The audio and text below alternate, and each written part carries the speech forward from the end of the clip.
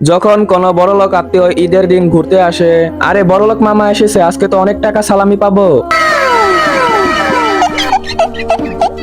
মামা যান, ঈদ মুবারক। হ্যাঁ ঈদ মুবারক, ঈদ মুবারক, হ্যাঁ ঈদ মুবারক। আরে গাঞ্জে কি করতেছিস? তাড়াতাড়ি মামার বসার জায়গাটা পরিষ্কার কর। আরে মামার সাথে একটু গলা মিলাতে দিলে ভালো হতো। আরে বাহ মামা যান, আপনার দেখি চার চারটা আইফোন।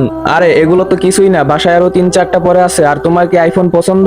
আরে মামা যান, আইফোন তো পছন্দ, কিন্তু আজকে যদি সালামি হিসেবে আইফোন পেয়ে যেতাম তাহলে অনেক ভালো হতো। বাস এত ছোট একটা কথা। আরে এই নাও আইফোন, তোমাকে সালামি হিসেবে দিয়ে দিলাম। আরে মামু যান, আমার সালামিটা। আচ্ছা তোমার সালামি হিসেবে কি চাই? মামা যান, আমাকে অনেকগুলো টাকা দিন। আরে বাহ, শুধু এতটুকুই? আর এই নাও টাকা, অনেকগুলো তাই না?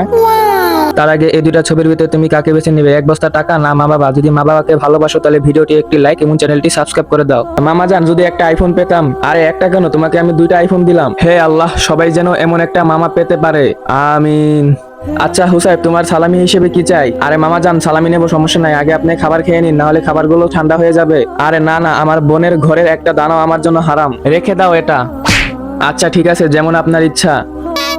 আচ্ছা মামা যান, আপনার গাড়িটা দেখে অনেক দামি আর অনেক সুন্দর লাগতেছে। আরে আমার লক্ষ্মী ভাগ্নে, তোমার কি গাড়িটা চাই? হ্যাঁ হ্যাঁ মামা যান, আমাকে দিলে ভালো হতো।